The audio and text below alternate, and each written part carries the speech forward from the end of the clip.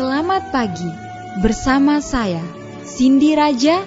Mari awali aktivitas dan pelayanan Anda melalui renungan pagi bersama Allah di waktu fajar.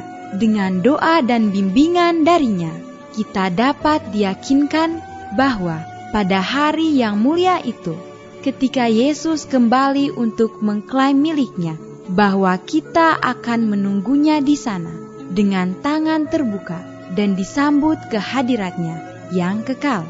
Ditulis oleh Ellen G. White bersama Pendeta Denny Kanajo. Selamat mendengarkan. Shalom, selamat pagi para pendengar yang diberkati oleh Tuhan dimanapun Anda berada saat ini. Kita akan sama-sama mendengarkan firman Tuhan melalui audio renungan pagi pada tanggal 22 April 2022 dengan judul Bersikaplah Terhormat. Sebelum kita melanjutkan bacaan renungan kita pada pagi hari ini, kembali saya mengajak semua para pendengar yang setia untuk berdoa bersama-sama. Bapa kami yang bersemayam di dalam takhta kerajaan sorga, terima kasih Tuhan Yesus oleh karena kasih dan rahmat-Mu begitu besar bagi hidup dan kehidupan kami. Lebih khusus panjang malam di dalam tidur kami. Hingga tiba di pagi hari ini kami dibangunkan dengan tubuh sehat dan segar. Sebelum kami melakukan segala tugas pelayanan pekerjaan kami sepanjang hari ini, kami rindu untuk belajar mendengarkan firman Tuhan. Curahkanlah kepada masing-masing kami kuasa Roh Kudus-Mu. Terima kasih Tuhan Yesus, dengarlah doa kami Bapa dan mau mengampuni segala dosa kami. Karena kami sudah berdoa hanya di dalam nama Tuhan dan Juru Selamat kami. Amin. Ayat inti kita terambil di dalam Roma pasal yang ke-12 ayat yang ke-17. Demikian firman Tuhan. Janganlah membalas kejahatan dengan kejahatan. Lakukanlah apa yang baik bagi semua orang. Mari kita ikuti penjelasannya. Hidup itu adalah menuruti tata tertib. Selama di dunia, orang Kristen akan menghadapi pengaruh yang merugikan. Akan ada provokasi untuk menguji amarah, dan dengan menghadapinya dalam semangat yang benarlah, maka rahmat Kristen dikembangkan. Jika luka dan hinaan ditanggung dengan lemah lembut, jika kata-kata yang menghina ditanggapi dengan jawaban yang lembut, dan tindakan yang menindas dengan kebaikan, ini adalah bukti bahwa Roh Kristus tinggal di dalam hati. Getah dari pokok anggur yang hidup mengalir ke cabang-cabang. Kita berada di sekolah Kristus dalam kehidupan ini, di mana kita harus belajar untuk menjadi lemah lembut dan rendah hati. Dan pada hari penghakiman terakhir, kita akan melihat bahwa semua rintangan yang kita hadapi, semua kesulitan dan gangguan yang harus kita tanggung, adalah pelajaran praktis dalam penerapan prinsip-prinsip kehidupan Kristen. Jika bertahan dengan baik, mereka mengembangkan karakter seperti Kristus dan membedakan orang Kristen dari orang duniawi. Ada standar yang tinggi untuk dicapai jika kita mau menjadi anak-anak Allah, mulia, murni, suci, dan tidak tercemar. Dan proses pemurnian sangatlah berguna jika kita ingin mencapai standar ini. Bagaimana proses pemurnian ini selesai jika tidak ada kesukaran yang dihadapi? Tidak ada tantangan yang menghadang. Tidak ada kesulitan yang membutuhkan kesabaran dan ketekunan. Ujian bukanlah berkat terkecil dalam hidup. Mereka dirancang untuk menantang kita agar bertekad untuk berhasil.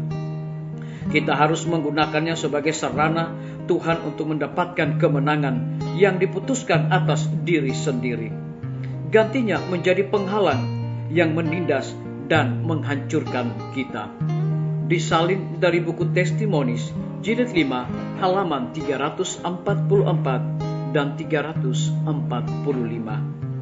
Jikalau kejujuran merupakan satu prinsip kehidupan bisnis yang penting, maka tidakkah kita harus mengakui kewajiban kita pada Allah, kewajiban yang menggarisbawahi setiap kewajiban lain. Disalin dari buku seri Membina Keluarga, jilid 3, halaman 126. Biarlah bacaan renungan kita saat ini akan menjadi berkat bagi kita semua. Mari kita tunduk kepala dan kita berdoa. Bapa kami yang bersemayam di dalam takhta kerajaan sorga, terima kasih Tuhan Yesus Oleh karena firman-Mu di pagi hari ini memberikan satu motivasi, memberikan berkat, semangat bagi kami untuk melakukan segala tugas, pelayanan, pekerjaan kami sepanjang hari ini. Lebih daripada itu memberikan penekanan khusus kepada kami. Hidup itu adalah menuruti tata tertib. Selama di dunia orang Kristen akan menghadapi pengaruh yang merugikan. Akan ada provokasi untuk menguji amarah. Dan dengan menghadapinya dalam semangat yang benarlah, maka rahmat Kristen dikembangkan. Terpujilah nama Tuhan. Pada pagi hari ini hamba berdoa untuk pemerintah kami.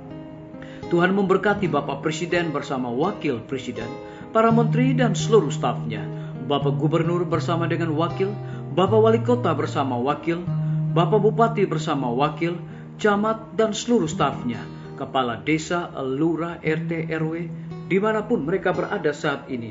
Kiranya Tuhan lindungi dan pelihara mereka. Curahkan hikmat dan pengetahuan sorga agar mereka dapat menjalankan roda pemerintahan di tengah-tengah pandemi saat ini, boleh sesuai dengan amanat dan titah daripada Tuhan sendiri. Kami juga berdoa untuk para tim medis. Tuhan berkati dokter, perawat, bidan, semua para pelayan kesehatan yang ada di setiap rumah sakit, bahkan puskesmas yang ada di Indonesia. Curahkan hikmat pengetahuan sorga dan dedikasi di dalam pelayanan. Lebih khusus kami berdoa untuk kelanjutan pembangunan rumah sakit Advent Palangkaraya dan juga rencana peletakan batu pertama rumah sakit Advent Kupang.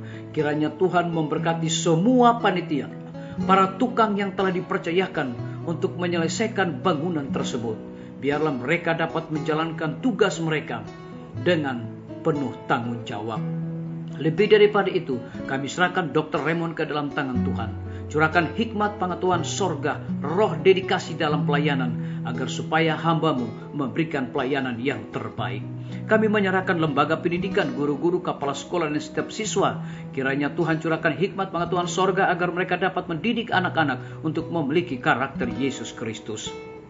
TNI, Polri, PNS, wira swasta, petani, pedagang, nelayan, ojek online, dan saudara-saudara kami yang ada di dalam penjara. Tuhan lindungi, pelihara mereka, cukupkan kebutuhan mereka, dan biarlah mereka juga bersuka cita dalam melaksanakan tugas dan tanggung jawab mereka.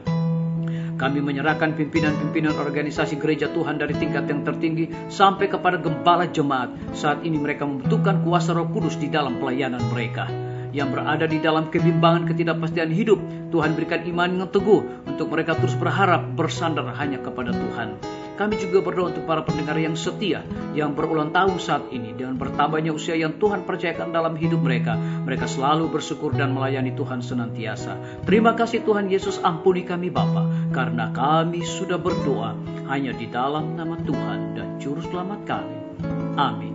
Sampai jumpa. Tuhan Yesus memberkati kita semua.